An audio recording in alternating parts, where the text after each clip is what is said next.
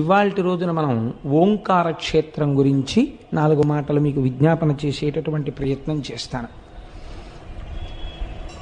కావేరికా నర్మదయోః పవిత్రే సమాగమే సజ్జనతారణాయ సదైవ మాంధాతృపురేవ తంస ఓంకారమీశం శివమేకమీడే అంటారు. మాంధాతృపురము అనబడేటటువంటి చోట వెలిసినటువంటి వాడు ఓంకారేశ్వరుడు. ఓంకారేశ్వర క్షేత్రం చాలా చిత్రమైనటువంటి క్షేత్రం. అక్కడ 2 శివలింగములు వెలిసాయి. స్వయంభూలింగములు ఒకటి కాకుండా 2 వెలిసాయి. ఒకటి ప్రణవాకార పరమేశ్వరుడు అంటారు, ఓంకార స్వరూపి అయి ఉంటాడు. రెండవది మనం ఓంకారమమలేశ్వరం అంటాం. అమలేశ్వరుడు అన్న పేరుతో ఒక శివలింగం వెలిసింది. దీనికి కారణమేమి అంటే, నారద మహర్షి త్రిలోక సంచారి. వారు భగవన్నామం చెప్తూ లోకంలో ఎక్కడెక్కడ ఏ విధంగా జ్ఞానాన్ని ఆవిష్కృతము చెయ్యాలో తెలుసున్నవారు కాబట్టి, మహానుభావుడు గురుస్వరూపం కాబట్టి వారు అంతటా తిరుగుతూ ఉంటారు. అటువంటి నారద మహర్షి ఒకనాడు వింధ్య పర్వతం దగ్గరికి వచ్చారు. మనకి తెలియకుండానే ఒక అలవాటు ఉంటుంది. బాగా ఎక్కువగా ఏదో యాత్రలో క్షేత్రాలో చేసేటటువంటి వాడు, అలాంటి అలవాటు ఉన్నవాడు మన ఇంటికి వచ్చారనుకోండి, మనం ఓ ప్రశ్న ఇస్తాం. ఈ మధ్యకాలంలో ఎక్కడికి వెళ్ళారు ఏమిటండి మీరు అంటాం. ఆయన ఎక్కడికో వెళ్ళానంటాడు. అక్కడ ఎలా ఉంటుందండి, ఏమిటా క్షేత్ర ప్రాశస్త్యం అంటే, సంతోషంగా ఏవో 4 మాటలు చెప్తారు. మను చరిత్రలో కూడా ఏ ఏ దేశములం గృంబిడి తెరిమీరే ఏ నదులు చూచినారు అంటూ ప్రశ్న వేస్తాడు ఆ ప్రవరాఖ్యుడు, ఆ వచ్చినటువంటి యోగిని. కనుక వింధ్య పర్వతం కూడా నారదుణ్ణి ఇదే ప్రశ్నించింది. వింధ్య పర్వతానికి ఒక అహంకారం. ఏమిటా అహంకారం అంటే, నేను చాలా గొప్పదాన్ని, నా అంత ఎత్తున్న పర్వతం ఎక్కడుంటుంది, ఇది ఒక అర్థం లేని అభిజాత్యం. ఇది వింధ్య పర్వతమే అనుకోకండి. మీకు ఆ జీవితంలో ఒక గొప్ప పాఠాన్ని నేర్పడం కోసమని మనకి ఈ స్వయంభూలింగాల యొక్క చరిత్రలు ఇవి వస్తాయి. వాటిని మనం సమన్వయం చేసుకోవాలి. వింధ్య పర్వతానికి గర్వం అండి అని వినడానికి మనకి ఎందుకండి ఆ పురాణం. ఇంకా ఏదో ఒక అంశాన్ని తీసుకుంటాం, ఏదో ఒక చిన్నది, అది ఈశ్వర విభూతి అని మీరు అనుకున్నారనుకోండి, మీకు అహంకారం ఉండదు, చాలా సంతోషంగా ఉండగలుగుతారు. కానీ అది ఈశ్వర విభూతి అని అంగీకరించకుండా ఇది నాది అన్న భావన పొటమరించింది అనుకోండి, వెంటనే అందులోంచి అహంకారం వస్తుంది. ఆ అహంకారం తప్పకుండా పతనహేతువే అవుతుంది తప్ప అది ఉద్ధరణకు కారణము కాదు. కానీ బోధించినటువంటి గురువు చాలా గొప్పవాడు, చమత్కారి. అహంకారాన్ని కూడా ఎలా తీయాలో ఆయనకి తెలుసు, అంత చమత్కారం చేశాడు ఆయన. మీరు చూడండి, మనకి శాస్త్రంలో ఒక గొప్ప విషయాన్ని ప్రతిపాదన చేస్తారు. క్రోధము అని ఒకటి ఉంటుంది మనకి. క్రోధము అంటే దీర్ఘకాలికమైనటువంటి కోపం. కొంతమందికి కోపం వస్తే ఓ పట్టాన వదలదు. ఉత్తమే క్షణకోపస్య మధ్యమేద్ఘటికాద్వయం అధమేచ దహోరాత్రం పాపిష్టే మరణాంతక. అంతంత కోపాలు ఉంటాయి ఒక్కొక్కడికి. ఎప్పటిదో విషయం ఎంత జ్ఞాపకం పెట్టుకుంటాడో చెప్పలేను, రాజీ పడలేడు జీవితంలో. అంత దీర్ఘకాలికమైన కోపాన్ని క్రోధము అంటారు. ఈ క్రోధముతో ఉన్నవారు అమ్మవారి పాదాలని గట్టిగా పట్టుకోవడం అలవాటు చేసుకుంటే అమ్మవారు దాన్ని ఒక శక్తిగా మారుస్తుంది. ఏమి ఆ శక్తి అంటే, క్రోధము సాధనగా మారుతుంది. ఇవే ఆయుధాలకు ఉండేటటువంటి రుణాత్మక ధనాత్మక శక్తులు అని పిలుస్తారు. ఇప్పుడు ఆ క్రోధం ఏమైపోతుందంటే, నేనెందుకు అవలేను అలాగా అన్న సాధనకి వెళ్ళిపోతుంది. ఇది విశ్వామిత్రుడి జీవితంలో జరిగింది. విశ్వామిత్రుడి తపస్సు క్రోధంతో ప్రారంభం, కానీ ఆ క్రోధన దేనికి వెళ్ళిందంటే బ్రహ్మర్షిత్వం వైపుకి సాధనగా మార్చింది అమ్మవారు. చిట్ట చివరికైనా బ్రహ్మర్షి కాగలిగాడు. కాబట్టి ఒక్కొక్కసారి మనలో ఉండేటటువంటి దుర్గుణములు సామాన్యులైనటువంటి వారి పట్ల ప్రకోపించాయనుకోండి, అవి ఎందుకు పనికిరావు. వాడు మనని తిట్టడానికి, మనం వాడిని తిట్టడానికి పనికొస్తాయి అంతే. కానీ ఈ ప్రశ్న మీరు గురువు దగ్గర వేసినప్పుడు గురువు చెప్పేటటువంటి సమాధానం చాలా చమత్కారంగా ఉంటుంది. అదే గురువు అంటేనండి, ఆర్ట్ ఆఫ్ క్వశ్చనింగ్ గురువు అంటే. గురువు అంటే ఒక ప్రశ్న చేత మీ జీవన పథాన్ని తిప్పగలిగిన వాడు. ఇది అందరూ చెయ్యలేరు. అందుకే ఆ గురువు సరి అయిన వాడు కాకపోతే జీవితం ఎలా పాడు చేస్తాడో చెప్తారు రామకృష్ణ పరమహంస. పరమహంస ఒకనాడు మారేడు వనంలోంచి నడిచి వెళ్ళిపోతున్నారు కాళికానయంలోకి, అసుర సంధ్య వేళ. అక్కడ ఒక బురదపాము బోదురు కప్పని పట్టుకుంది. బోదురు కప్ప అంటే చాలా పెద్ద కప్ప. ఆ పెద్ద కప్పని పట్టుకుంది. దాని నోట్లోన విషం లేదు, ఏదో కొద్ది విషం ఉంది. ఆ కొద్ది విషానికి ఈ బోదురు కప్ప చావదు. పాము వదలదు. చూశారు, కీచ్ కీచ్ కీచ్ కీచ్ కీచ్ కీచ్ అని అరుస్తోంది కప్ప. ఇటు తిరిగి చూశారు మహానుభావుడు రామకృష్ణ పరమహంస.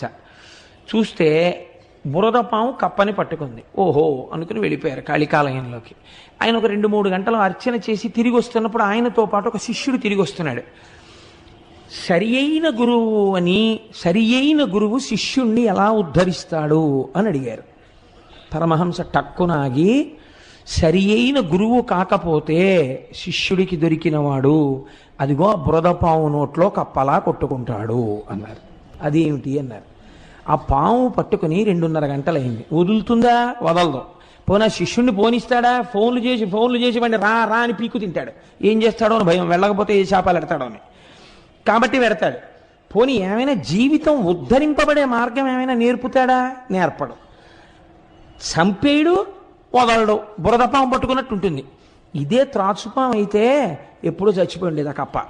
అంటే పునర్జన్మని పొంది ఉండేది, వేరొక జీవితాన్ని ప్రారంభించి ఉండేది. గురువు సరి అయిన వాడు కాకపోతే శిష్యుడి జీవితం ఇలా ఉంటుందన్నారు పరమహంస. అంటే ఆ శిష్యుడికి అర్థమైపోయిందంటే ఎటువంటి గురువుని పట్టుకోవాలి. ఒక్క ప్రశ్న చాలండి. అదే రామకృష్ణ పరమహంస దగ్గరికి వచ్చి భగవంతుడు ఎప్పుడు ఎలా చూస్తాడు అని అడిగాడు ఒక శిష్యుడు. ఆయన ఏమీ మాట్లాడలేదు. ఓ యాపిల్ పండు చేతిలో పెట్టి, ఈ పండు ఈశ్వరుడు చూడని చోటుకెళ్ళి తినేసి రా అన్నాడు. అతను ఈ పొద్దున్న ఇచ్చారు ఈ యాపిల్ పండు. మర్నాడు పొద్దున్న వచ్చాడు. ఎలా? నీరసపడిపోయిన మొహంతో. ఏమైందన్నారు. భగవంతుడు చూడని ప్రదేశం నాకు కనపడలేదు, యాపిల్ పండు తినలేకపోయాను అన్నాడు. భూమి ఆయన, ఆకాశం ఆయన, నీరు ఆయన, నిప్పు ఆయన, చీకటి ఆయన, సూర్యుడు ఆయన, చంద్రుడు ఆయన. నేను ఎక్కడ తినను? ఎక్కడికి వెళ్ళినా భగవంతుడు కనపడుతున్నాడు అన్నారు. అంటే ఇప్పుడు అంతటా భగవంతుడు ఉన్నాడని నీకు అర్థమైపోయిందా అన్నారు. అర్థమైపోయింది అన్నారు. కాబట్టి నీకేం ప్రబోధం అక్కర్లేదు, వెళ్ళిరా అన్నారు. అంతే. That's it. ఒక్క ప్రశ్న మార్చేసిందంటే. కాతే కాంతా కస్తే పుత్ర సంసారోయమతీవ విచిత్ర కస్యత్వం కుతయాయాత తత్వం చింతియ తదీయభ్రాత అంటారు శంకరాచార్యుల వారు. ఒక్క ప్రశ్న. కాతే కాంత, ఎవరిని భార్య ఆలోచించు. కస్తే పుత్ర, నీ పిల్లలు ఎవరు? ఎక్కడి నుంచి వచ్చారు? నా పిల్లలు అంటున్నావే, ఎక్కడి నుంచి వచ్చారు వాళ్ళు? సంసారోయమతీవ విచిత్ర, నీ భార్య ఎవరో నీకు తెలియదు, నీ బిడ్డలు ఎవరో నీకు తెలియదు. ఏమిటి అలా పట్టుకు వేళ్లాడుతున్నావు? పోని వాళ్ళ గురించి నాకు తెలియదండి అంటావేమో. కస్యత్వం, నువ్వెవరు? ఎక్కడి నుంచి వచ్చావు చెప్పు. ఇంటి నుంచి ఉపన్యాసానికి వచ్చాను. అమ్మ కడుపులోంచి ఎక్కడి నుంచి వచ్చావు అమ్మ కడుపులోకి? ఎవరికి తెలుసు? కస్యత్వం కుతయాయాత, ఏం తెలుసని అదిరిపడిపోతున్నావు? తత్వం చింతియ తదీయభ్రాత, ఒక్కసారి ఆలోచించు. నీ జీవయాత్ర ఏమిటో, నీ బ్రతుకేమిటో బయటపడిపోతుంది. ఎందుకు ఇలా మాట్లాడతావు? అహంకారంతో మాట్లాడడం తగ్గిపోతుంది అన్నారు. అంతే శంకరాచార్యుల వారు. గురువు అంటే అద్భుతముగా మాట్లాడగలిగినవాడు. ఎదుటివాడిలో ఉన్నటువంటి స్వభావాన్ని ఎత్తి చూపకుండా, దుర్గుణాన్ని ఎత్తి చూపకుండా, ఆ దుర్గుణాన్ని ఈశ్వర సాధనగా మార్చగలిగినవాడు. అటువంటి ప్రజ్ఞా దురంధరుడెవరో ఆయనని గురువు అని పిలుస్తారు. సర్వ భూమికలలో ఉన్నవాడిని గురువు ఉద్ధరించగలడం. ఏ భూమికలో ఉన్నవారు వారిని ఎలా ఉద్ధరించాలో గురువుకు తెలుసు. అలా ఉద్ధరించగలిగినటువంటి నైపుణ్యం గురువుకి అదో పెద్ద ప్రయత్నం చేత వచ్చింది కాదు. ఆయన అత్రినేత్ర శివ సాక్షాత్. ఆయన 3 కన్నులతో పైకి కనపడనటువంటి పరమశివుడు. ఆయన ద్విబాహుశ్చ హరిస్మృత. ఆయన 4 భుజములు కాకుండా 2 భుజములతో ఉన్నటువంటి శ్రీ మహావిష్ణువు. కానీ పైకి కనపడిన 4 ముఖములతో ఉన్న చతుర్ముఖ బ్రహ్మ నిరంతరము పరబ్రహ్మాన్ని అనుసంధానం చేస్తుంటాడు. తెలుసుకోవలసిన వస్తువు విద్దైతే దాన్ని చెప్పినది వేదం. తెలియబడవలసిన వస్తువు గురించి లోపల నిరంతరము తిప్పుతూ బాహ్య ప్రపంచానికి దూరంగా ఎప్పుడూ తనలో తాను రమిస్తూ ఉంటాడు. యోగరతో వా భోగరతో వా సంగరతో వా సంగవిహీన యస్య బ్రహ్మణి రమతే చిత్తం నందతి నందతి నందత్యేవ. అలా ఆనందపడిపోతూ ఉండేటటువంటి వాడెవరో ఆయన గురువు. ఆయన సాక్షాత్ పరబ్రహ్మ. అందుకే గురుర్ బ్రహ్మ, గురుర్ విష్ణు, గురుర్దేవో మహేశ్వర, గురు సాక్షాత్ పరబ్రహ్మ, తస్మై శ్రీ గురవై నమః. ఆ గురువుకి ఏది చేత కాదు. ఆయన దీనికోసం ప్రత్యేకం ఏదో సిలబస్ నేర్చుకోక్కర్లేదు. ఎదుటివాడు మాట్లాడిన ఒక్క మాటకి అంతే. ఒక్క మాట గురువు మాట్లాడా అవతల వాడి జీవన పదమే మార్చగలుగుతాడు. అంత లోకోన్నతుణ్ణి చేసేస్తాడు, అంత సర్వోత్కృష్టుణ్ణి చేస్తాడు. తాను ఇప్పటి వరకు ఏది ఉత్కృష్టత అనుకుంటున్నాడో దాని నుంచి తిప్పి అసలైనటువంటి పదం ఏదో, ఏ పదం వైపుకెళ్లాలో ఆ పదం వైపుకి గురువు తిప్పగలడు.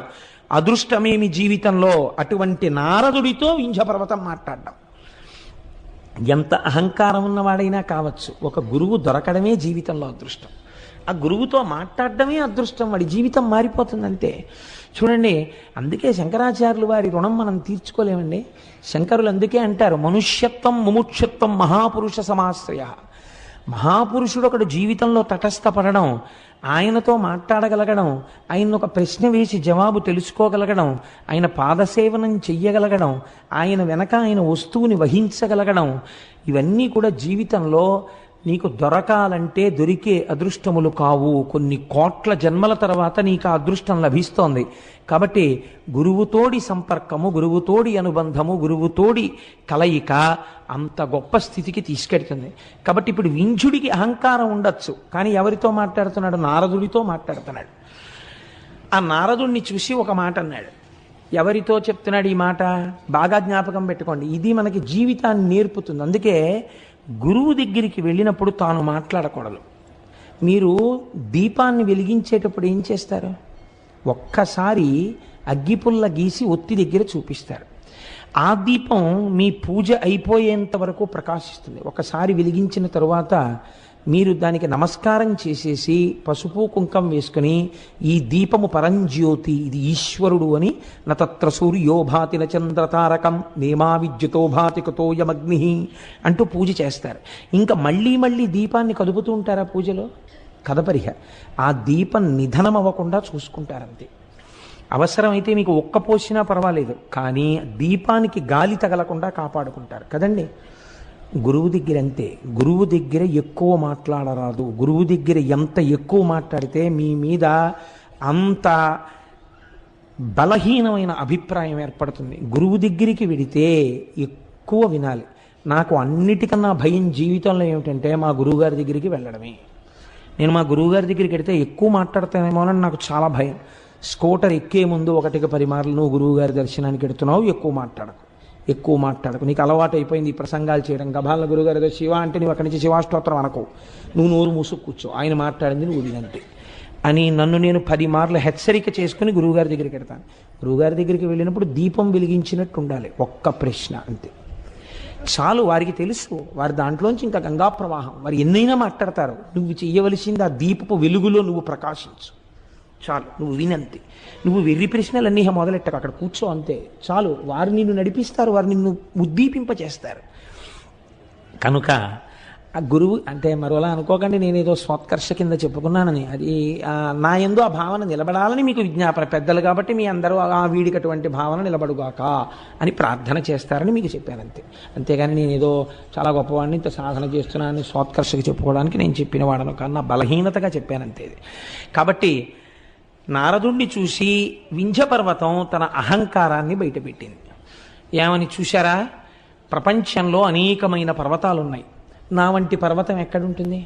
అనేకమైనటువంటి ధాతువులతో ఇంతెత్తున పెరిగి ఆకాశాన్ని చుంబిస్తూ, అనేకమైనటువంటి శిఖరములతో, అనేకమైన జంతువులకు ఆలవాలమై, నా దగ్గర ఎన్నో పర్వతాలు పెరుగుతుండగా, ఎన్నో నదులు ప్రవహిస్తుండగా, ఎందరో కూర్చుని తపస్సులు చేసుకుంటుండగా, ఎన్నో గుహలు ఏర్పడి ఉండగా, పరమ పవిత్రమై ఇంతమందికి ఆవాసమై నేను అలరారుతున్నాను.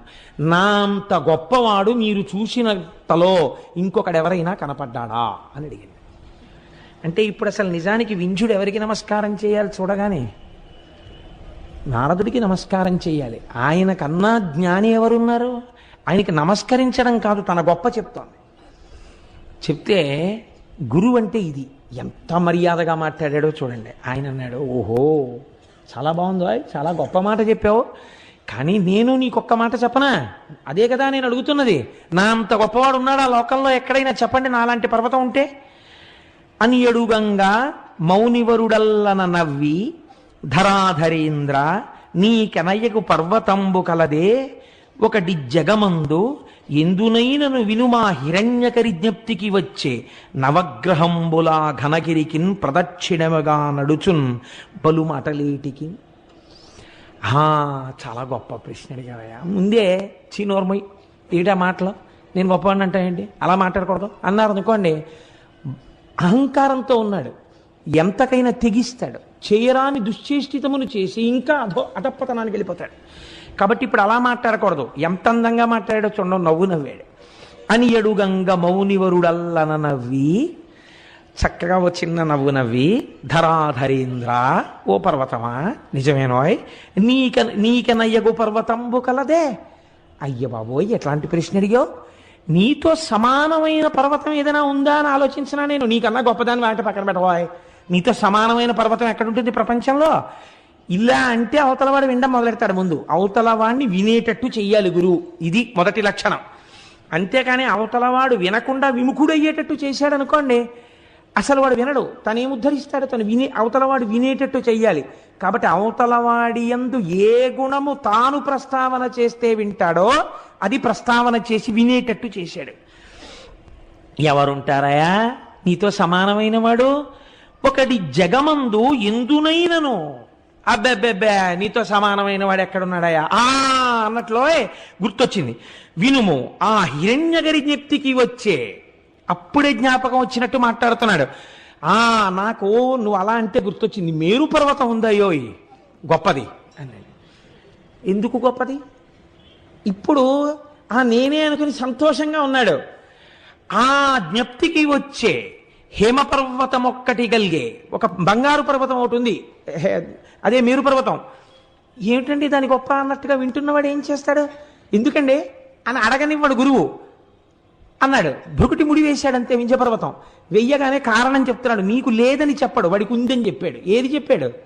నీకన్నా ఐశ్వర్యం ఎక్కువ ఉంది, నీకన్నా ఎన్ఎస్సి సర్టిఫికెట్లు ఉన్నాయి, నీకన్నా ఫిక్స్డ్ డిపాజిట్లు ఉన్నాయని చెప్తే గురువు ఏమిటి? వాడికి ఏమి ఉన్నాయో తెలుసుకోవడానికి ఆ గురువు గారు. వాడికి ఎంత ఐశ్వర్యం ఉంటే వీడికి ఎందుకు? ఎన్నడూ తనతో సంబంధమున్న వారి ఐశ్వర్యమును గురించిన ఆలోచన గురువుకుండా రాదు. ఆయనకి ఎంత ఉన్నా ఆయన ఇంకా ఉన్నతిలోకి రావాలను ఆశీర్వచనం చెయ్యండి. అవతల వారి ఐశ్వర్యం గురించి నీకెందుకు? నువ్వు గురువు అయితే వాళ్ళ ఆధ్యాత్మిక ఉన్నతి గురించి ఆలోచించు, వాళ్ళని నువ్వు ఎంత బాగా వృద్ధిలోకి తీసుకొద్దామని ఆలోచించు. అంతవరకు ఐశ్వర్య సంబంధం నీకేమిటి మధ్యలో అసలు? కాబట్టి ఇప్పుడు ఆయన అన్నాడు, నీకన్నా ఎందులో గొప్పదో తెలుసా మేరు పర్వతం? నవగ్రహంబులా ఘనగిరికిన్ ప్రదక్షిణమిగా నడుచున్ పలు మాటలేటికిన్. నవగ్రహాలు ఆకాశంలో తిరుగుతున్నప్పుడు ప్రపంచంలో నవగ్రహాలకి అందరూ నమస్కారం చేస్తారు, అవే కదా సుఖదుఖాలు నిర్ణయిస్తాయి. ఆ నవగ్రహాలు మేరు పర్వతం యొక్క శిఖరానికి ప్రదక్షిణంగా తిరుగుతుంటాయి. నవగ్రహముల చేత ప్రదక్షిణం చేయబడుతుంటుంది ఆ మేరు పర్వత శిఖరం. ఎంత గొప్పదయా మేరు పర్వతం అన్నాడు. అనేటప్పటికీ ఈయనకి చాలా బాధేసింది. నిజమే, నాకు ఉన్నాయి ఇంతంత శిఖరాలు. ఏది ఎవరు తిరుగుతున్నారు నా శిఖరాల చుట్టూ? కుక్కలున్నాయి, ముంగిసలున్నాయి, పావులున్నాయి, పెద్ద పులులున్నాయి, సింహాలున్నాయి, నదులున్నాయి, పర్వతాలు, అరణ్యాలున్నాయి. ఏది అట్లాంటి కీర్తి నాకు ఎక్కడుంది? ఇప్పుడు వెంటనే అన్నాడు, ఏం చెయ్యమంటావు అయితే నన్ను? నేను కూడా అలాంటిది ఏదో పొందాలి. ఇప్పుడు నవగ్రహాలు ప్రదక్షిణం చేసినప్పుడు మేరు పర్వతం పొందినటువంటి ఉన్నతి ఏది ఉన్నదో అంతటి ఉన్నతి కన్నా గొప్ప ఉన్నతిని తాను పొందాలి. అది ఏ ఉన్నతి? ఏం చేస్తే అంతకన్నా గొప్పదవుతుంది? అతనికి ఒకటి తెలిస్తే కదా అది అడగడానికి. ఇప్పుడు ఇంకా ఏమిటి? ఇంక తన ఇంట్లో ఐశ్వర్యం ఏమిటి? ఎన్ని అరణ్యాలు ఉన్నాయి, ఎన్ని మృగాలు ఉన్నాయి, ఇవి కాదు. ఓం నమ శివాయ అంటూ ఆ శివపంచాక్షరి మహామంత్రం షడక్షరి చేస్తూ కూర్చున్నాడు. అలా కొన్ని సంవత్సరాలు అయిపోయింది, వేల సంవత్సరాలు అయిపోయింది. ఆయనలోంచి బయలుదేరిపోతోంది తపోధూమం. దేవతలు చూశారు, అమ్మ బాబోయ్ ఏమి వింజుడి తపస్సు, మహాదేవా అతని తపస్సు సామాన్యంగా లేదు, మీరు వెళ్ళి ప్రత్యక్షం అవ్వండి అన్నారు. శంకరుడు సాకారమును పొంది, అంతటా ఉన్నటువంటి నిర్గుణమైన పరబ్రహ్మము సాకారమును పొంది ఎదురుగుండా వచ్చి ప్రత్యక్షమయ్యాడు. చేతితో స్పృశించాడు, బహిర్ముఖుడయ్యాడు వింజుడు. నాయన ఎంత గొప్ప తపస్సు చేశావురా, ఏం కోరి ఇంత తపస్సు చేశావు చెప్పు, నీకేం కావాలో చెప్పి ఇచ్చేస్తానన్నాడు. ఇదొక చిత్రమైన సన్నివేశం. కొంతమందికి ఏం కావాలో తెలియదు, ఇంకా ఆ స్థితి పోలేదు. ఏముండిపోయింది? ఇప్పుడు మేరువు కన్నా తన గొప్ప కావాలని ఉందంతే మనస్సులో. దానికి ఏం అడగాలి తెలియదు. అందుకని ఏమని అడిగాడో తెలుసా అండి? పెంపునొసంగు లోకమున పెద్దగా చేయుము, నన్ను లోకంలో పెద్దగా చెయ్యి అంటే గొప్పవాడిగా చెయ్యి అంతే. పాప ఆయనకి తెలుసున్నది. నారదుడు ఇదే కదా అడగమన్నాడు, ఇదే అడిగాడు. అయితే ఒకటి మాత్రం నిజమండోయ్, గురువు మాట మీద ఈశ్వర వాక్యం మీద విశ్వాసం ఉంటే చాలు, రక్షించేస్తుంది. కామకోటి పీఠాధిపతులు చంద్రశేఖర పరమాచార్య స్వామి వారు ఒకసారి ఆ కంచిలో బయట కూర్చుని ఉండగా ఒక పల్లెటూరు నుంచి ఒక రైతు వచ్చి ఆయన పాదాల మీద పడి నమస్కారం చేశాడు. ఏందైనా అన్నారు, నా పిల్ల పెళ్లి కుదిరింది, నాకు మొట్టమొదటి నుంచి రోజు మిమ్మల్ని ఆరాధించడమే నాకు తెలుసు, అందుకని నా పిల్ల పెళ్లి కుదిరితే వాళ్ళ కట్నం అడిగారు. కట్నానికి పిల్ల బంగారానికి బట్టలకి అన్నింటికీ కలిపి ఓ 25 కాసులు బంగారం కావాలి, ఆ బంగారం మీరు ఇప్పిస్తే వెళ్ళి పిల్ల పెళ్లి చేసుకుంటాను, అక్కడ ఒప్పుకుని వచ్చాను మీరు ఉన్నారు కదా అని బంగారం ఇప్పించండి వెళ్ళిపోతాను అన్నాడు. పరమాచార్య స్వామి అంత అమాయకులు ఇంకా చూశారు. నిజమే, ఆయన పూనికి అటువంటిది. ఆయన అన్నారు, నేను సన్యాసిని, నువ్వు నన్ను ఇలా అడగకూడదు, నేను ఇవ్వకూడదు, కానీ నువ్వు నా ఎందు పూనికతో అడిగావు ఒక గురువుగా, కాబట్టి నేను ఒక మాట చెప్తాను. ఈ మాట కామాక్షి అమ్మవారిని అడుగు, వెళ్ళి అడిగి ఏమంటుందో కనుక్కుని నా దగ్గరికి రా చూద్దాం అన్నారు. అలాగే అడుగుతాను, మీరు ఏం చేయమంటే అది చేస్తాను, ఇవ్వడం మీ పూచి, ఎక్కడికి వెళ్ళమంటే అక్కడికి వెళ్తాను. కామాక్షి అమ్మవారి గుడికి వెళ్ళి గురువు మాట మీద ఇది యథార్థంగా జరిగిన సంఘటన అండి. కామాక్షి అమ్మవారి గుడికి వెళ్ళి అమ్మవారి ముందు నుంచి ఇదే అడిగాడు. పిల్ల పెళ్లి కుదిరింది, పరమాచార్యుల వారిని నమ్ముకున్నాను, ఎప్పుడూ ఆయనకు నమస్కారం పెట్టి పొలానికి పోతుంటాను. వాళ్ళు 25 కాసులు అడిగారు, పరమాచార్యుల వారు ఉండగా నాకేమిటని ఒప్పుకున్నాను. నిన్ను నమ్ముకున్నంత లేదు, పరమాచార్యుల వారిని నమ్ముకుని 25 కాసుల బంగారం ఉంటే పిల్ల పెళ్ళి అయిపోతుంది. ఆయన దగ్గరికి వెళ్ళాను, నీ దగ్గరికి వెళ్ళి చెప్పి రమ్మన్నారు, నీకు చెప్తున్నాను, నీకు చెప్పాను, గురువుగారి దగ్గరికి వెడతాను, ఆయన డబ్బు ఇచ్చేట్టు చూడు, వెళ్ళిపోయాడు. ఇప్పుడు మళ్ళీ వచ్చాడు. వచ్చేటప్పటికి పరమాచార్య స్వామి మళ్ళీ అక్కడే కూర్చుని ఉన్నారు. ఈయన వచ్చాడు. వచ్చేటప్పటికి ఎక్కడి నుంచో జమీందారు గారు వచ్చారు. అయ్యా, ఎప్పటి నుంచో పరమాచార్య నాదొక్క కోరిక, మీరు దేనికి విచ్చించండి నాకు అనవసరం, మీకు ఒక్క 25 బంగారు కాసులు సమర్పించుకోవాలని ఉంది, వచ్చానని సంచిలోంచి తీసి 25 బంగారు కాసులు పోశాడు. ఇట్టించా పల్లెటూరు ఆయన వచ్చాడు. మీరు వెళ్ళమన్నారు, అమ్మకి చెప్పాను, వచ్చాను, మీరు ఇస్తేనే బయలుదేరుతాను, పెళ్లి పనులు ఉన్నాయన్నారు. పరమాచార్య ఓ నవ్వు నవ్వి ఆ ఊపటి తీసుకెళ్తా. గురువులంటే ఎలా ఉంటారో చూడండి. నాకు అందుకే పరమాచార్య అంటే మా ప్రాణం. ఎందుకంటే ఉపాసన ఈ లోకానికి తెలియచేసి జగద్గురువులై నడిచిన మహానుభావుడు. అటువంటి వారిని పొగడకపోతే నా నాలుగు కిందికి ఇంకా. అందుకని 1కి 10 మార్లు నేను చంద్రశేఖర పరమాచార్య స్వామి వారిని, రమణ మహర్షిని ప్రస్తావన చేస్తూ ఉంటాను. కాబట్టి ఇప్పుడు వింధ్య పర్వతం మాటలు కూడా అలాగే ఉంటాయి. నారదుడు ఏం చెప్పాడు? నీకు కావలసిన కోరిక ఏమిటో ఆయనకి చెప్పవయా, చాలా గొప్పవాడిని అంటే ఏం గొప్ప నేనేం చెప్పను, ఆయన అడుగు, ఏం గొప్ప ఆయన ఇస్తాడన్నాడు. అందుకని ఇప్పుడు ఆయన ఏం చేశాడు?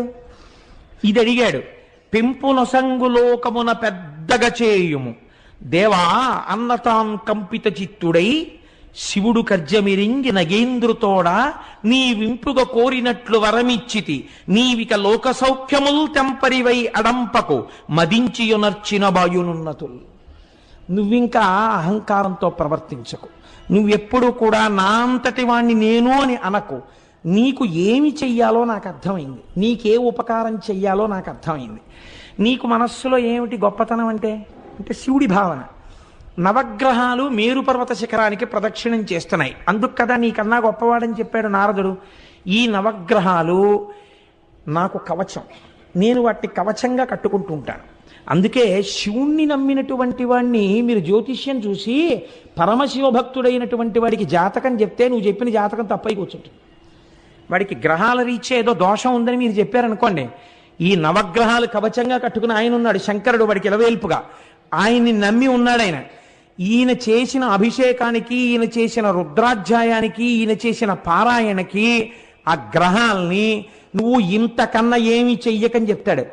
జ్యోతిష్యుడు చెప్పినది కూడా ఒక్కొక్కచో ఫలించకపోయి ఉంటుంది. నేను సభలో చెప్పకూడదు కాబట్టి చెప్పట్లేదు ఇంతకన్నా. కారణం ఏమిటి? భగవదానుగ్రహము ముందు గ్రహములు కూడా ఏమీ చేయలేవు. ఒక్కొక్కసారి పరిస్థితి అలా ఉంటుంది. భక్తుణ్ణి చెనకలేవండి ఎవరును, ఆయన స్థితి వేరుగా ఉంటుంది. పాము కరవాల్సి ఉంటే చీమ కరిచి వెళ్ళిపోవాలంతే ఈశ్వరానుగ్రహం ఉంటే. కాబట్టి నీకేం చెయ్యాలో నాకు అర్థమైంది, నేను చేస్తాను. నవగ్రహాలు నాకు కవచం, శ్రీకాళహస్తిలో కట్టు కూర్చోవట్లేదండి. నవగ్రహాలు కవచంగా కట్టుకున్నాడు. మనకి 5 కాశీలు, 5 కాశీలలో శ్రీకాళహస్తి ఒకటే. కనుక ఇప్పుడు శంకరుడు అన్నాడు, ఆ నవగ్రహములు నాకు కవచం. నవగ్రహాల్ని తీసుకొచ్చి కవచంగా కట్టుకుంటే ఇప్పుడు నవగ్రహాలు గొప్పవా, నేను గొప్ప? ఇన్ని బ్రాస్లెట్లు, ఇన్ని ఉంగరాలు, ఇన్ని గొలుసులు, ఇన్ని రుద్రాక్షమాలలు అన్నీ అక్కడ పళ్ళెల్లో పెట్టి ఉన్నాయి.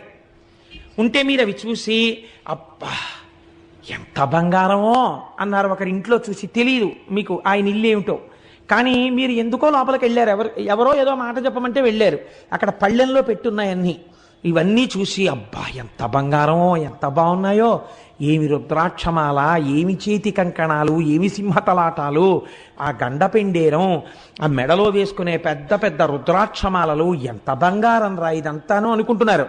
ఇంతలో స్నానం చేసి తువ్వాలు కట్టుకుని ఒక ఆయన వచ్చి ఒక్క ఉంగరం వేలికుంది, మిగిలిన ఉంగరాలన్నీ పెట్టుకుని, ఆ కంకణాలన్నీ వేసుకుని, ఆ మాలలన్నీ వేసుకుని, ఏం బాబు దేనికోసం వచ్చావు అన్నాడు. ఇప్పటి వరకు మీకు ఏది గొప్ప? అక్కడ పళ్ళెంలో ఉన్న బంగారం గొప్ప. ఇప్పుడు మీకు ఎవరు గొప్ప? ఇవి ఆయన వేసుకుంటున్నాడంటే ఇంకా ఆయన దగ్గర ఇలాంటివి ఎన్ని దాచి ఉంచాడో, ఎన్ని కోరికలు పుట్టినప్పుడు ఎన్నెన్ని వేసుకుంటుంటాడో. ఇప్పుడు ఆయన గొప్ప. ఎందుకని? ఆయనకి ఇది ఆభరణమైనది, ఆభరణము తక్కువైపోయింది, ఆయన ఎక్కువైపోయాడు. ఆ మేరు పర్వతం చుట్టూ ప్రదక్షిణం చేసే నవగ్రహాలు శంకరుడికి ఆభరణాలు, కవచం. ఇప్పుడు ఆ కవచమే కట్టుకునే శంకరుడే వచ్చి ఇక్కడ కూర్చుంటే ఎవరు గొప్ప? ఈయనే గొప్ప. ఇది అడిగాడు ఆ నోటితో? అడగక్కర్లేదు. పరమ గొప్పదైనటువంటి అనుగ్రహాన్ని వర్షించేస్తున్నాడు శంకరుడు. కాబట్టి ఇప్పుడు ఆయన అన్నాడు, ఏం చేస్తున్నానని నువ్వు అడక్కో, మళ్ళీ నా మీద ఈయన కూర్చున్నాడని అహంకరించకు. ఇది ఇప్పుడు నీకేది కలుగుతోందో దానివల్ల అహంకారంతో ఉండకు. అహంకారాన్ని విడిచిపెట్టి నేను ఇలా అనుగ్రహాన్ని పొందాననడం నేర్చుకో. అది నేర్చుకో, నువ్వెంత గొప్పవాడి అవుతావచ్చు. ఇప్పుడు ఏమనాలి? నేను మేరువు కన్నా గొప్పవాడిని మళ్ళీ అహంకరించకూడదు. ఈశ్వరానుగ్రహం కలిగితే నన్ను ఎంతటి వాణ్ణి చేశాడో నా స్వామి చూడండి అనాలి. ఎంత గొప్ప మాట చూడండి. అంటే నారదుడు చెప్పిన విషయాన్ని దృష్టిలో పెట్టుకుని అహంకారాన్ని మారుస్తున్నాడు, అభ్యున్నతిని ఇస్తున్నాడు. ఏకకాలమునందు రెండింటినీ కటాక్షిస్తున్నాడు పరమాత్మ. ఇది లేకుండా కేవలం శంకరుడు వచ్చి కూర్చున్నాడు అనుకోండి, రావణాసురుడు ఆ అహంకారం అయి కూర్చుంటుంది. అలా కాకూడదు. కైలాసాన్ని గర్వించేవాడు లేనిపోని అల్లరైపోతుంది. కాబట్టి ఈ మాట చెప్పాడు. తప్పకుండా మహాప్రభు మీ అనుగ్రహంగా భావిస్తాను తప్ప నా అహంకారం అనుకోను. ఏం చెయ్యబోతున్నారు? కుతూహలం అంతే. ఆ వింధ్యగిరి శిఖరముల మీద పరమాత్మ ఒకతను ఓంకారేశ్వరుండొకతను అమలేశుడనగా ఒప్పలురుచు తా సకలము కనుగునుచుండును అకలంకుడు శంకరుండు ఆది విభుడుగిన్. అన్ని చోట్ల ఒక్క స్వయంభూలింగంగా వస్తే వింధ్యపర్వత శిఖరాల మీద 2 శివలింగాలుగా వచ్చాడు, స్వయంభూలింగాలుగా. ఒకటి ఓంకారలింగము, ఒకటి అమలేశలింగము. అందుకే మనం చెప్తే ఓంకారం అమలేశ్వరం అంటాం. ఇది ఆ వెలియడం కూడా మహానుభావుడు మాంధాతృపురము అని పిలువబడేటటువంటి ప్రదేశమునందు వెలిశాడు. ఓంకారం అంటే ప్రణవము. ప్రణవము మోక్షదాయకము. కాబట్టి అక్కడ ఏం దొరుకుతుంది? మోక్షము దొరుకుతుంది అక్కడికి వెళ్ళి చూస్తే. ఇప్పుడు వింధ్యగిరి మీదకి వెళ్ళి దర్శనం చేసిన వాడికి ఏమొస్తుంది? మోక్షమే వస్తుంది. పక్కనే ఉంది అమలేశుడు ఉన్నాడు. అమలేశుడు అంటే ఎవరు? ఆ పేరేమిటో అలా ఉంది చిత్రంగా. అమలేశుడు అంటే మనం శ్రీశైల ప్రపత్తిలో చదువుతుంటాం. అమలం కమలోద్భవగీత గుణం సమదం సమదా సురనాశకరం రమణీయ రుచిం కమనీయ తనుం నమ సాంబ శివం నతపాపహరం శివం శంకరం బంధురం సుందరేశం నటేశం గణేశం గిరీశం మహేశం దినేశేందునేత్రం సుగాత్రం మృడానీపతిం శ్రీగిరీశం హృదా భావయామి అని. సాంబ సదాశివుడు. అంబ అమ్మతో కూడుకున్నటువంటి సదాశివుడిగా సాకార రూపుడై స్వామి అమలేశుడిగా వెలిశాడు. అమలేశుడు అంటే మలము లేనివాడు, ఏ మలము లేనివాడు. మలము అంటే దూష్యమైన పదార్థము. మన అందరి యందు 3 రకములైనటువంటి మలములు ఉంటాయి. నాకు లేదండి అంటే వీల్లేదు. మీరు స్నానం చేసినా ఈ 3 మలములు మీకు వదలవు.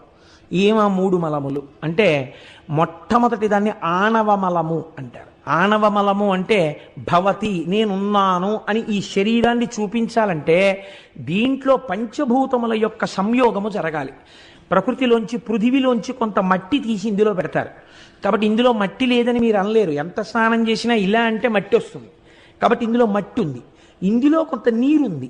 బ్రహ్మాండంలో ఉన్న నీళ్లే మీరు తాగుతారు. కాబట్టి ఇది పిండాండంలోకి నీళ్లు ఉంటాయి. రక్తం తిరుగుతుంది కదండి, లోపల జల సంబంధం ఉంటుంది.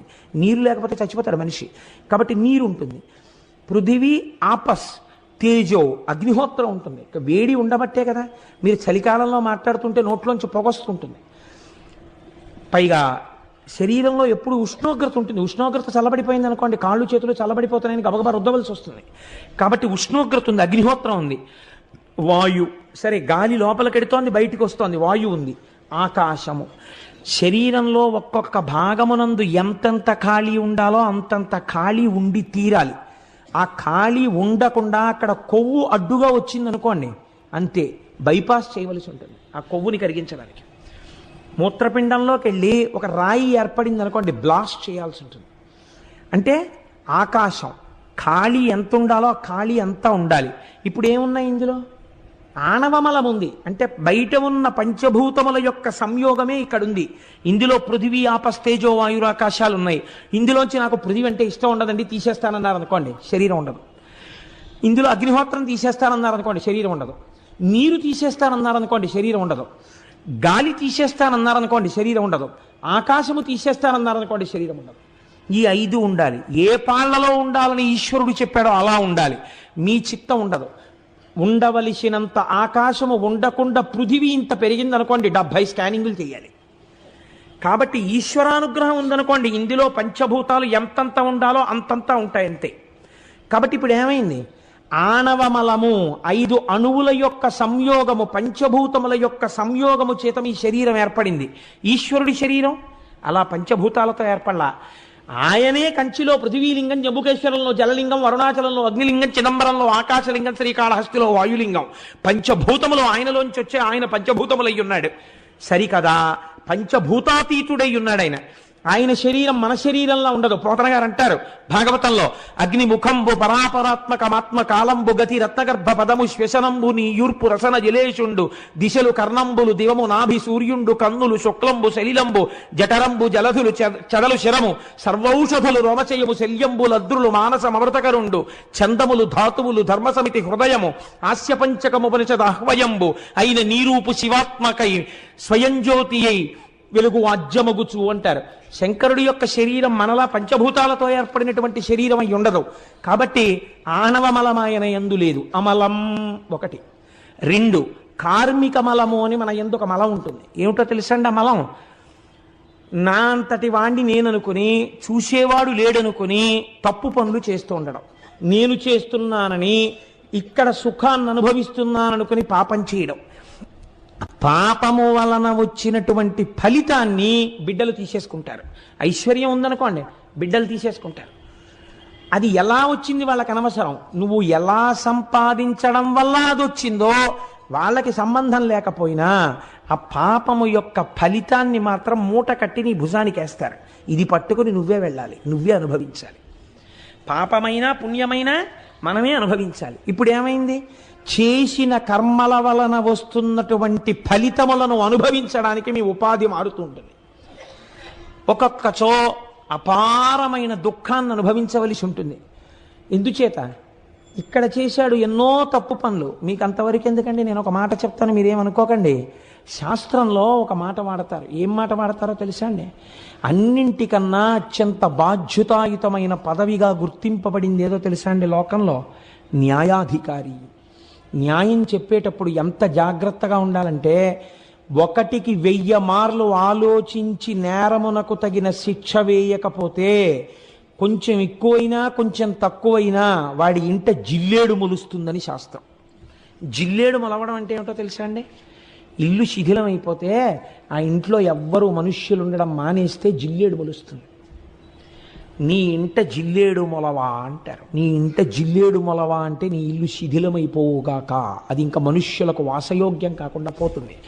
అలా అయిపోయిందంటే ఎప్పుడైనా ఎక్కడైనా జనసంచారం లేకుండా, ఎవ్వరూ వెళ్ళేవాళ్ళు లేకుండా ఆ ఇంటి నిండా జిల్లేడు మొక్కలు పెరిగిపోయాయి అంటే ఒక్కటే గుర్తు, ఆ స్థలము ఆ ఇల్లు ఎవరికి అనుభవైక వేద్యమై ఉన్నదో వారి యందు అపారమైనటువంటి పాపము యొక్క ఫలితము అనుభవింపబడుచున్నది. కనుక ఎంత జాగ్రత్తగా ఉండాలో మీరు ఆలోచించండి.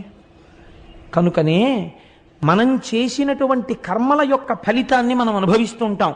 పాప రూపంలో, పుణ్యరూపంలో చేసిన కర్మలు సుఖరూపములో, దుఃఖ రూపములో మనని వెన్నాడుతుంటాయి. ఒక ఆయనకి బంగారు సంకెళ్ళు వేశారు, ఒక ఆయనకి ఇనప సంకెళ్ళు వేశారు. బంగారు సంకెళ్ళు వేసిన ఆయన ఇనప సంకెళ్ళు వేసిన ఆయన వంక చూసి, చూడరా నన్ను బంగారు సంకెళ్లతో బంధించారని నవ్వాడు అనుకోండి, ఏమిటి ఉపయోగం? ఏ సంకెళ్ళు అయితే ఏమిటి, వేశారా లేదా? బంగారు సంకెళ్ళైనా నడవలేవు, ఇనప సంకెళ్ళైనా నడవలేవు. పుణ్య ఫలితము అంతే, పాప ఫలితము అంతే. ఈ రెండిటిని తీసేయగలిగితే సున్నా అయిపోతే మోక్షం. కనుకనే జ్ఞానాగ్నిదగ్ధ కర్మాణం తాను చేసి ఉమామహేశ్వరార్పణమస్తు విడిచిపెట్టేస్తాడు ఇహ తనతనడు. కాబట్టి ఇప్పుడు ఎంత చిత్రమో చూడండి.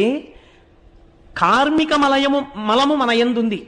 మనం చేసిన కర్మల యొక్క ఫలితమును అనుభవించడానికి ఒక శరీరం ఉండాలి. ఇది లేకపోతే సుఖదుఖాలు ఎలా అనుభవిస్తారు మీరు? దీనికో దెబ్బ తగిలింది అనుకోండి ఏడవాలి, దీనికో పరిచయం పట్టింది అనుకోండి ఏడవాలి, దీనికి దగ్గు వచ్చింది అనుకోండి ఏడవాలి, దీనికి జ్వరం వస్తే ఏడవాలి, దీనికి ఏదో ఏసీ పెట్టుకుని అందులో పడుకున్నాం అనుకోండి సంతోషించాలి. సుఖం అనుభవించాలన్నా దుఃఖం అనుభవించాలన్నా ఇది ఉండాలి. దీనికి కొంతమంది బంధువులు ఉండాలి, వాళ్ళు సుఖపడితే ఇది సుఖపడాలి. అందుకని సుఖ దుఃఖములకు ఇది ఉపకరణము. కాబట్టి కార్మిక మలముతో కూడి శరీరం ఉన్నది సూక్ష్మాంశతో, దీనితో మీరు సుఖ దుఃఖాలను అనుభవిస్తున్నారు. మూడవది మాయిక మలము. ఏమిటి మాయ? మమ మాయా దురత్యయ అంటాడు భగవానుడు భగవద్గీతలో. మాయ కమ్మి ఉన్న వస్తువు కనపడకుండా ఉన్న వస్తువుకి బదులు లేని వస్తువు కనపడుతూ ఉంటుంది. యథార్థమునకు అది లేదు, కానీ అది ఉన్నట్టు కనపడుతుంది. ఏది ఉన్నట్టు కనపడి లేదో, ఏది లేకపోయినా ఉన్నట్టు కనపడుతోందో, దానివల్ల అసలు ఉన్న వస్తువు కనపడకుండా పోయిందో దాన్ని మాయా అంటారు. మీరు చూడండి, ప్రమాదము అని ఒకటి జరుగుతూ ఉంటుంది.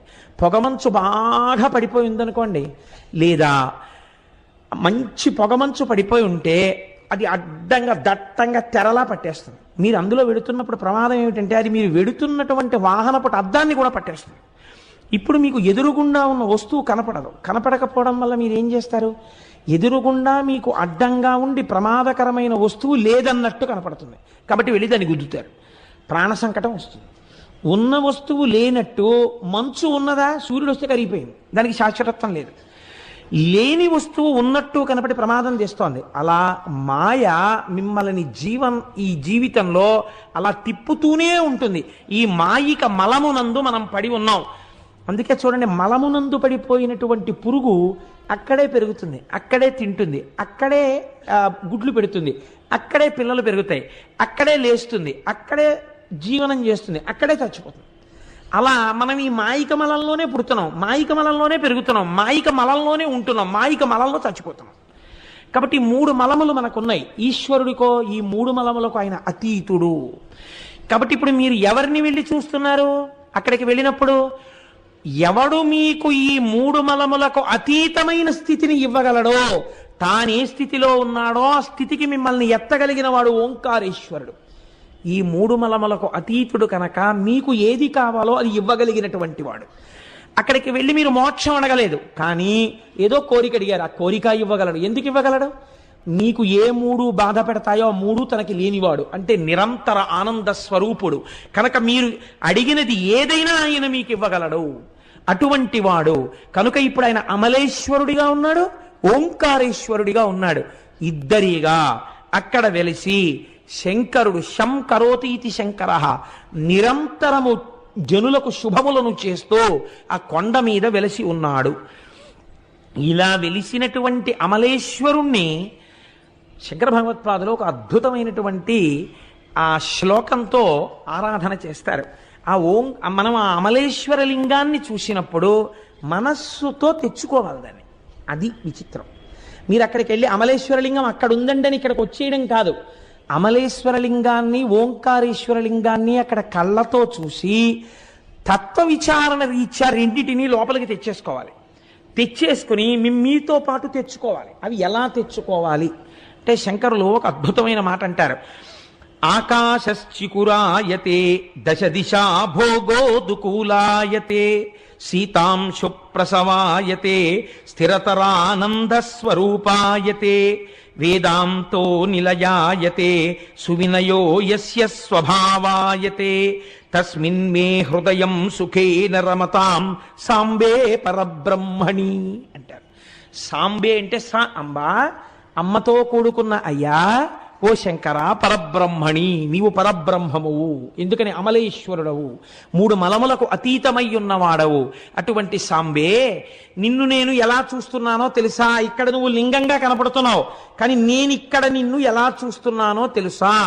మూడు మలములకు అతీతమైన వాడు సాకారముగా కనపడాలంటే మరి ఎలా కనపడతాడు? అప్పుడు ఆయనలో రక్తం, మాంసం, ఎముకలు ఉండవా?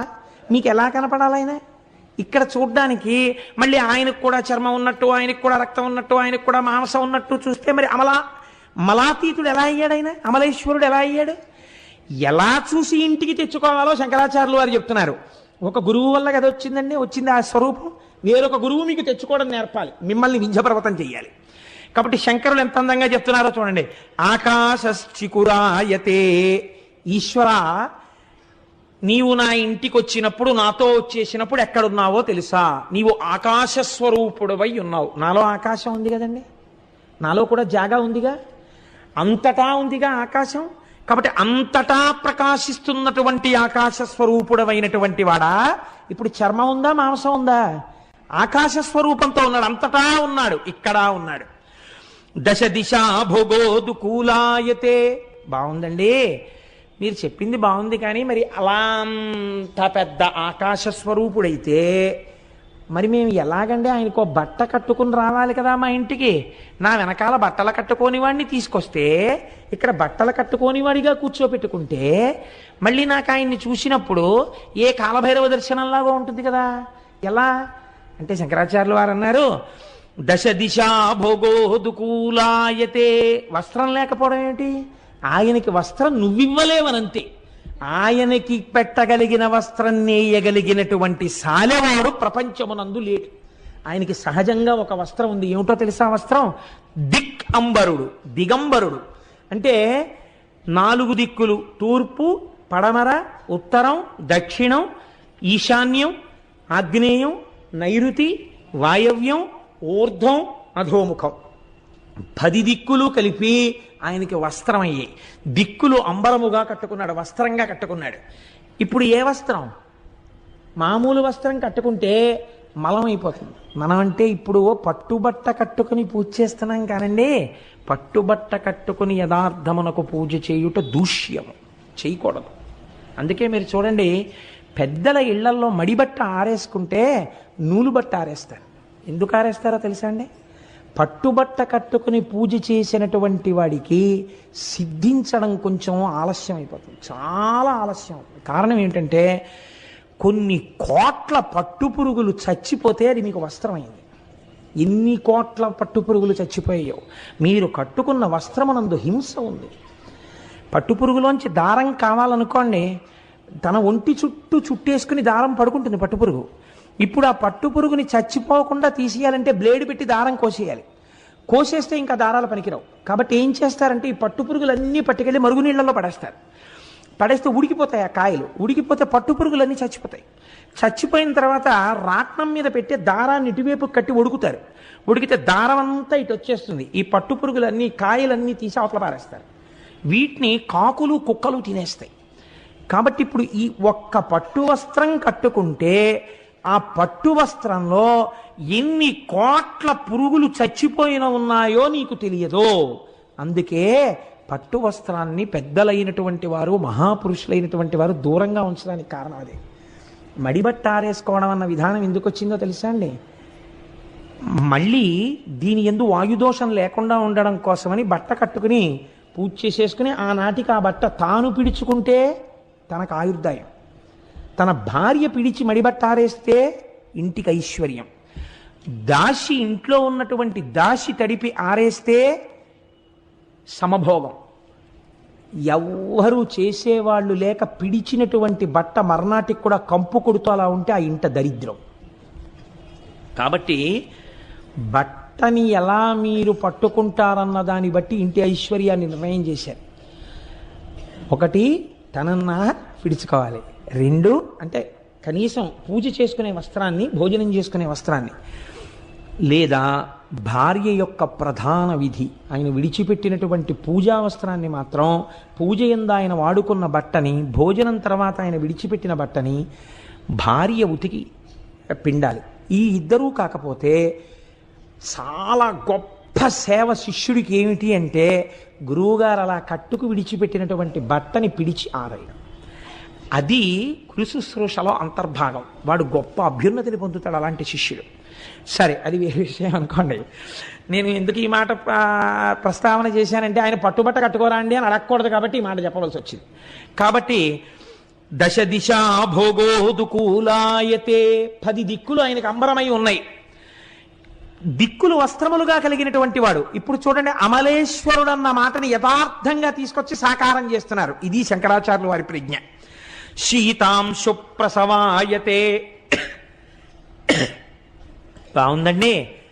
మరి బొత్తిగా మా ఇంటికి వచ్చి ఒక్క పంచొక్కటి కట్టుకుని ఆయన ఏదో తన స్వరూపంతో వచ్చి కూర్చున్నాడు అనుకోండి, ఓ చిన్న దోషం ఒకటి ఉంటుంది కదా. చేతికి కనీసం ఉంగరం అన్నా ఉండాలి ఆచమనం చేయడానికి. మరి మా ఇంట్లో వాళ్ళందరం ఆభరణాలు వేసుకుని పరమాత్మ ఆభరణరహితుడై ఉండకూడదు కదా. కాబట్టి అందుకే షోడశోపచారాల్లో ఆభరణార్థం పుష్పం సమర్పయామి అనో పుష్పం వేసి వదిలిపెడతారు పూజలో. ఎందుకని? మీరు ఆభరణాలన్నీ ఇచ్చినట్టు లెక్క. అంతేకాని మీరు ఆభరణం వేసుకుని ఆయన ఆభరణం లేనివాడిగా సింహాసనం మీద కూర్చోబెడితే అమర్యాద. ఇంట్లో ఉండమంటే ఎలా ఉంటుంది ఐశ్వర్యం? కాబట్టి ఇప్పుడు ఆయనకి ఆభరణం ఇవ్వాలి. నేనేం పట్టుకొచ్చి ఇవ్వను? అంతున్నవాడికి ఆభరణం ఎంత బంగారం పట్టాను? నా ఐశ్వర్యం సరిపోతుందా? ఎక్కడికక్కడ ఈశ్వరుడి ముందు నీ అహంకారాన్ని తీస్తూ నిలబెట్టాలి. అలాగని నిన్ను బెంగపెట్టేటట్టు ఉంచకూడదు. ఆయనకు ఉందిలే అని చెప్పి నిన్ను నిలబెట్టేస్తుండాలి. నువ్వు తెచ్చుకోవడం నీకు చేతనయ్యేట్టు చెప్పాలి. ఇన్ని చెప్పడం ఎవరండి చెప్పగలిగిన వాడు? మా స్వామి శంకరులు కాబట్టి చెప్పారు. కాబట్టి ఆయన అన్నారు సీతాం సుప్రసవాయతే. నువ్వెందుకయ్యా ఆభరణం ఇవ్వడం? అందరికీ సంబంధం ఉన్నవాడు చందమామ. ఆ చంద్రరేఖ ఆభరణముగా కలిగినటువంటి వాడు. చంద్రరేఖ ఆభరణంగా ఉంది. నువ్వు హాయిగా బయటికి వచ్చి ఇలా కూర్చుంటే, చంద్రశేఖర పరమాచార్య స్వామి అలా వెళ్ళిపోయి అసుర సంధ్య వేళలో అరుగు మీద కూర్చుంటే ఆయన అంతేవాసులందరూ కూర్చుని ఉండేవారు. కూర్చుంటే ఆయన ఒకసారి ఆకాశం వంక చూసి నవ్వు నవ్వేవారు. గురువుగారు నవ్వారంటే ఏదో ఉందన్నమాట, ఏదో భావన వచ్చింది. ఎందుకు నవ్వారు అనకూడదు. వీళ్ళు కూడా నవ్వు నవ్వేవారు. అలా కూర్చుంటే ఎందుకు నవ్వానో తెలుసా అని. ఎందుకు మాకేం తెలుస్తుంది గురువుగారు? సాంబే పరబ్రహ్మణి ఓ శ్లోకం చెప్పేవారు. శంకరుడు కనపట్టాలా నీకు? అది దర్శనం అంటే, అది గురువు అంటే. కాబట్టి ఇప్పుడు ఆయన అన్నారు సీతాం సుప్రసవాయతే. చంద్రుడు ఆభరణంగా ఉన్నాడు. స్థిరతరానంద స్వరూపాయతే. మనకు స్వరూపం ఉంటుంది కదా. ఆ కోటేశ్వరరావు గారిని మీరు చూశారా అని అడిగారు అనుకోండి, చూడలేదండి ఎలా ఉంటారండి అన్నారు అనుకోండి, ప్రస్తుతం ఒక గుండు ఏదో లాల్చీ వేసుకుంటాడు, పంచె కట్టుకుని ఆరుంబావుకి దొరగారితో పాటు వచ్చి అక్కడ కారు దిగిలా నడిచి వస్తుంటాడు. మనిషి ధ్వజస్తంభంలా ఎత్తుగా ఉంటాడు, చాలా ఒడ్డుగా బలిసి ఉంటాడు. వాడు కోటేశ్వరరావు అంటే అని మీరు ఒక స్వరూపాన్ని వర్ణన చేస్తారు కదా. ఈశ్వరుడు కూడా అలా మీరు వర్ణన చేయడానికి ఆయనకి కూడా ఇలా ఇంత పొడుగ్గా ఉంటాడు, ఇంత పొట్టిగా ఉంటాడు చెప్పడం కుదురుతుందా? అంతటా నిండి నిబిడీకృతమైన వాణ్ణి ఏ రూపంతో మీరు వర్ణిస్తారు? శంకరాచార్యులు వారి ప్రజ్ఞ చూడండి. ఆయన అన్నారు స్థిరతరానంద స్వరూపాయతే. నీకెప్పుడో ఒక్కసారి మెరుపు మెరిసినట్టు ఇంత ఆనందం వస్తుంటుంది, అంతే వెంటనే దుఃఖం వచ్చేస్తుంటుంది ఏదో ఒకటి, లేకపోతే నా అంతవాణి నేను అంటుంటావు. అలా కాదు, ఎప్పుడూ ఆనందమే రాశీభూతమై ఉంటాడు శంకరుడు. ఎప్పుడు ఆనందం అది ఆయన స్వరూపము అన్నారు. ఏమి శ్లోకాలండి నిజంగా శంకరాచార్యులు వారివి. స్థిరతరానంద స్వరూపాయతే. బాగుందండి. ఈయన గురించి ఇంకా కొంచెం తెలుసుకోవాలంటే ఇప్పుడు మీకు ఉత్సాహం కలిగింది, ఇంకొంచెం తెలుసుకోవాలంది. ఎక్కడ తెలుసుకోవచ్చండి? వేదాంతో నిలయాయతే. వేదముల యొక్క చివర భాగములైనటువంటి ఉపనిషత్తుల యందు చెప్పబడుతుంటాడు. అది చదువుకో, నీకు బాగా తెలుస్తుంది ఆయన గురించినటువంటి జ్ఞానం. కాబట్టి వేదాంతో నిలయాయతే. అన్నీ బాగున్నాయి కానండి, ఇంత గొప్పవాడంటున్నారు, ఆకాశం అంత రూపం ఉన్నవాడంటున్నారు, చంద్రుణ్ణేమో ఆభరణంగా పెట్టుకున్నాడంటున్నారు, దశ దిశలు వస్త్రంగా కట్టుకున్నాడంటున్నారు, ఆనందము స్వరూపముగా ఉన్నవాడంటున్నారు. అలాంటి వాడు మాకెందుకు దొరుకుతాడండి? బాగా చదువుకోవాలి, భక్తి ఉండాలి, ఉపచారాలు చెయ్యాలి, పూజలు చెయ్యాలి. మాకేం తెలుసు, మాకేం చేత కాదు, కాబట్టి ఈయన మాకేం దొరకడు, మేము బయలుదేరుతున్నామని ఉత్తరీయం దులిపీకండి అని శంకరాచార్యులు వారు అంటున్నారు. ఎవరికి దొరుకుతాడో తెలుసా ఆయన? సువినయో యస్య స్వభావాయతే. పరమాత్మ నీవెంత గొప్పవాడవయ్యా అని ఒక్క మాట అని ఇలాను వెంటనే వచ్చి ఇక్కడ కూర్చుంటాడు. వినయంతో నీకు ఇలా అనడం వచ్చా? ఇప్పుడు శంకరాచార్యుల వారు నమస్కరించు అనలేదు. నారదుడు వింజుడికి ఎలా చెప్పాడో అలాగే మనకి చెప్తున్నారు. ఎంత అందమైన శ్లోకమో చూడండి. సువినయో యస్య స్వభావాయతే. నువ్వు వినయంగా ఉంటే నీకు లొంగుతాడు. వినయం అంటే ఏమిటండి?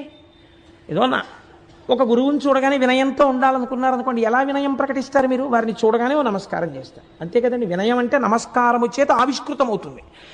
ఆ నమస్కారం ఎవరికి పడితే వారికి, ఎలా పడితే అలా చేయడాన్ని శాస్త్రం నిషేధించింది. ఎక్కడ పడితే అక్కడ, ఎప్పుడు పడితే ఎప్పుడు, ఎలా పడితే అలా నమస్కారం చేయకూడదు. ఇంట్లో తల్లిదండ్రులకి ఒక్కటే నమస్కారం చేయాలి. తల్లిదండ్రులకు నమస్కారము చేసినప్పుడు కోరికే కోరరాదు. బాగా గుర్తుపెట్టుకోండి. చాలా మంది దీన్ని అధిగమిస్తారు. నమస్కారం చేయడమే పోయిందనుకోండి. ఈ రోజుల్లో తల్లిదండ్రులకి నమస్కారం చేస్తే మీరు నోరు విప్పి ఏది అడగకూడదు. మీరు పరీక్షకి వెళ్తూ తల్లిదండ్రులకి నమస్కారం చేశారనుకోండి, విజయీభవ అన్నం తెలియదా? తల్లిదండ్రులకి తెలుసు. ఒక్కసారే నమస్కారం చేయాలి. 10 మార్లు తల్లిదండ్రులకి నమస్కరించరాదు. ఒక రోజులో ఒక్కసారి తల్లిదండ్రులకి నమస్కారం, అప్పుడు కోరికే కోరరాదు. 2, ఈశ్వరాలయంలోకి వెళ్ళారనుకోండి, 4 మార్లు నమస్కారం చేయాలి. ఒక్కసారి నమస్కారం చేసి దేవాలయాన్ని విడిచిపెట్టరాదు. ఒకసారి నమస్కారం నిలబడి చెయ్యాలి. లోపలికి వెడుతూ ముందు మానసికమైన నమస్కారం ఒకటి. ఏ శివాలయానికో వెళ్ళారనుకోండి, వెంటనే మీరు వృషస్య వృషణం స్పృష్ట్వా శృంగమధ్యే శివాలయం దృష్ట్వా క్షణం నరోయాతి కైలాసే శివసన్నిధిం అని కుడి చేత్తో అవయవాన్ని పట్టుకుని ఎడం చేత్తో బొటనవేలు చూపుడు వేలు శృంగముల మీద వేసి దాని మధ్యలోంచి చూడాలి, కవచం పెట్టి ఉండకపోతే. చూసి ఉత్తర క్షణం చూస్తున్నప్పుడే మనస్సుతో నమస్కారం చేయాలి. నిలబడి ఒక నమస్కారం. ఆలయంలో దర్శనం అయిన తర్వాత బయటకు వచ్చి కూర్చుని అద్దంలో ఎలా కనపడుతుందో ప్రతిబింబం, అలా ఇక్కడ చూస్తూ ఒక నమస్కారం. 4 నమస్కారములు చెయ్యాలి. ఈశ్వరాలయమునందు కోరిక చెప్పవచ్చు. అస్తమానం కోరికల కోసం వెళ్ళకూడదు. మీకు ఏదైనా ఆపద వచ్చిందనుకోండి, మీరు చక్కగా మీరు ఎవరైనా దానికి సమర్థులైన వారికి ఎలా చెప్తారో అలా ముందు ఈశ్వరుడికి చెప్పాలి. ఈశ్వర, నాకు ఈ ఆపద వచ్చింది, నిన్ను నమ్మి ఉన్నవాణ్ణి, ఈ ఆపద తీర్చుకోవడానికి నేను ఫలానా వారి దగ్గరికి వెడుతున్నాను. వారి యందు నీవు ప్రకాశించి నన్ను వారు చూడగానే నా యందు వాత్సల్యము పెళ్ళుబుకి నా కష్టమును తీర్చేటటువంటి మనస్సు వారి యందు ప్రకాశింపచెయ్యి అని మీరు నమస్కరించి, మీరు ఎవరి దగ్గరికి వెళ్ళారో వాళ్ళల్లో కూడా ఈశ్వరుడే కూర్చునున్నాడని మాట్లాడాలి. అప్పుడు మీకు ఆ ప్రకాశము దొరుకుతుంది. కాబట్టి దేవాలయమునందు 4 నమస్కారాలు, దేవాలయమునందు 4 సార్లు 5 సార్లు నమస్కరించవచ్చు కూడా. కానీ సన్యాసి కనపడితే మాత్రం 4 సార్లు నమస్కరించాలి. ఒక్క నమస్కారం చేసి కూర్చోవద్దని చెప్పారు. ఎందుకు 4 సార్లు నమస్కరించాలి? వారికి నమస్కరించేటప్పుడు ఓం నారాయణాయ నారాయణాయ నమో నారాయణాయ అని నమస్కరించాలి. 4 ఎందుకంటే వారు జాగ్రత్త స్వప్న సుషుప్తి అన్న 3 అవస్థలను దాటి తురీయమునందు ఉంటారు. 4వ అవస్థలో ఉన్నవారు కాబట్టి వారు 4 నమస్కారములు చేయాలి. చేసిన తరువాత సన్యాసిని ఎన్నడూ కోరరాదు. సన్యాసిని ఎప్పుడూ కోరకూడదు. నేను అబద్ధం చెప్తున్నాను అనుకుంటున్నారేమో, ఇది ఒకనాడు పరమాచార్య స్వామి చెప్పిన మాట. వారు తురీయమునందున్నారు. వారికి తల మీద సాలగ్రామం పెట్టి అభిషేకం చేసి సన్యాసం ఇచ్చారు. వారు దేని కొరకు? మోక్షమును పొందడానికి, అంతే. అందుకే వారు నమస్కారం చేస్తే నారాయణ నారాయణ నారాయణ అంటారు. ఎందుకని? మోక్షమిచ్చే జనార్దనం. వారు అన్నిటినీ నారాయణ స్మరణతో అనుసంధానం చేస్తారు. నారాయణ నారాయణ నారాయణ. కాబట్టి ఇప్పుడు వారి దగ్గరికి వెళ్ళి కోర్కెలు కోరకూడదు. 4వ అవస్థలో ఉన్న మహానుభావుడిని ఒక్క నమస్కారం చేయాలి, చేసి కూర్చోవాలి. కాబట్టి ఎక్కడ ఎలా ఉండాలో అలా నమస్కారం చేయాలి. అందుకే మనకి తెలుగునాట ఒక అలవాటు ఉంది. మీరు చూడండి, దండం పెట్టాడండి అంటారు. దండం పెట్టాడండి అంటే దండము అంటే కర్ర పెట్టాడు. అక్కడ ఏమన్నా దండం పెట్టడం ఏమిటండి అంటే ఒక కర్రని మీరు అలా పెట్టి ఎవరో పిలిచారని ఇలా అన్నారనుకోండి, అది టక్కన పడిపోతుంది. దండం పెట్టడం అంటే ఏమిటో తెలుసా అండి? భగవంతుని మ్రోల, తల్లిదండ్రుల మ్రోల, గురువు మ్రోల, పెద్దల మ్రోల అలా పడాలి. నీకు సాష్టాంగ నమస్కారం తెలియక్కర్లేదు, ఒక కర్ర పడిపోయినట్టు పడిపోవాలి వాళ్ళ ముందు. అలా పడిపోతే ఉత్తర క్షణాభ్యున్నతి. కాబట్టి ఇది వినయము, ఇది ఆవిష్కృతము కావాలి. నీకేం తెలియాలి? నీకేం తెలియక్కర్లా, అలా పడగలవా? పోని నేల మీద ఒక్కసారి పడిపోగలవా? ఒక్కసారి ఇలా తల వంచగలవా? ఇలా అనగలవా? ఇలా అనడం ఎందుకు? 5 జ్ఞానేంద్రియాలు, 5 కర్మేంద్రియాలు, బుద్ధి, శిరస్సు 11ంటిని నీ స్వాధీనం చేశానన్నావు. అలా అనగలవా నువ్వు? అలా అనగలిగితే సువినయో యస్య స్వభావాయతే, అలా అన్నవాడికి లొంగిపోవడం ఆయన అలవాటయా? నీతో వచ్చేస్తాడు ఇంటికి. అంతటి అమలేశ్వరుడు నీ వెంటబడి వస్తాడు, నీ ఇంట్లో కూర్చుంటాడు, నీ గుండెల్లో కూర్చుంటాడు, నీ సంగతి ఆయన చూసుకుంటాడు. నీకెందుకు భయం? తస్మిన్ మే హృదయం సుఖేన రమతాం, నీ హృదయంలో కూర్చుని నిన్ను కూడా ఆనంద స్వరూపుణ్ణి చేస్తాడు, సుఖం ఇస్తాడు నీకు, నిన్ను రమింప చేస్తాడు. సాంబే పరబ్రహ్మణి, అటువంటి అంబతో కూడినటువంటి పరమేశ్వరుడు ఉన్నాడే, ఆయన అమలేశ్వరుడై ఉన్నాడు. ఆయన్ని తెచ్చుకోవడం నువ్వు నేర్చుకో. మనకి ఇటువంటి స్థితిని పొందినటువంటి వాళ్ళు నాయనార్లలో ఒక మహానుభావుడు ఉన్నాడు. ఆయన్ని అమర్నీతి నాయనారని పిలుస్తుంటారు. ఈ అమర్నీతి నాయనార్ది ఒక చిత్రమైనటువంటి స్వరూపం. ఎందుచేత అంటే ఈయన భగవంతుణ్ణి అపారమైనటువంటి భక్తితో కొలిచాడా అంటే భగవంతుణ్ణి కొలిచాడని మీరు చెప్పలేరు. ఆయన భాగవతుల్ని కొలిచాడు. ఇదో చిత్రం. భగవంతుణ్ణి కొలవడం గొప్ప, భాగవతుల్ని కొలవడం గొప్ప. అంటే భాగవతుల్ని కొలవడం చాలా గొప్ప. భగవంతుణ్ణి ప్రేమించిన కన్నా భాగవతుల్ని ప్రేమించిన వాడిని చూసి భగవంతుడు సంతోషిస్తాడు. నాకు ఉపకారం చేయడం కన్నా నా కొడుకు పరుసు ఎవరో కొట్టేసినప్పుడు అదేంటి స్టేషన్లో టికెట్ కొనుక్కోవడం ఎలా అని చెప్పి దిక్కులు చూస్తున్న నా కొడుకుని గుర్తుపట్టి, నువ్వు కోటేశ్వరరావు అబ్బాయి కదా, ఏం బాబు ఇలా నించున్నావు అంటే, ఎవరో పరుసు కొట్టేశారండి, ఆ పండగకి ఇంటికి వెడదాం అనుకున్నాను, టికెట్ కొనుక్కోవడానికి డబ్బులు లేవు, ఎలాగా అని నిలబడిపోయాను, ఇక్కడ నాకు ఎవరు తెలియరంటే, పర్వాలేదులే నాయన నేను ఇస్తాను డబ్బులు, కొనుక్కో, మీ నాన్నగారు నాకు పరిచయం అయ్యా అని చెప్పేసి ఒక టికెట్ కొని ఇచ్చారనుకోండి. మా అబ్బాయి వచ్చి, నాన్నగారండి నిన్న నా పరుసు కొట్టేస్తే ఫలానా వారండి ఆయన నాకు టికెట్ కొనిస్తే వచ్చానన్నారు అనుకోండి, నా జీవితాంతం మీరు నాకు జ్ఞాపకం ఉంటారు. అంటే ఒక ఉదాహరణ చెప్పా, మా అబ్బాయికి అలా పరుసు పోవాలి, మీరు టికెట్ కొనాలని నా ఉద్దేశం కాదు, లేకపోతే ఉపకారం చెయ్యమని నా ఉద్దేశం కాదు. కానీ తన వారికి చేసిన ఉపకారం తనకి బాగా జ్ఞాపకం ఉంటుంది. అందుకని ఈయన ఏం చేసేవాడంటే ఒక గొప్ప సత్రం కట్టాడు.